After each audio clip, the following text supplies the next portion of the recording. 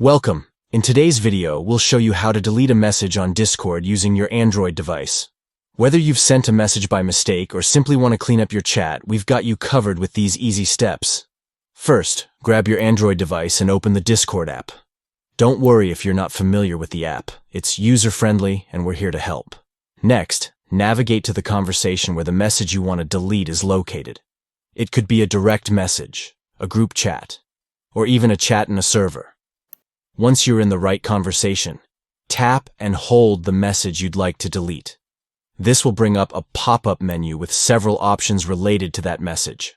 Now scroll down in the menu that appears until you see the option that says Delete Message. Tap that option to proceed. Finally, you'll need to confirm your action. A prompt will appear, asking if you're sure you want to delete the message. Just tap Yes to confirm. And voila! Your message has been successfully deleted. And that's all there is to it. You can now confidently manage your messages on Discord. If you found this helpful, don't forget to like and subscribe for more tips.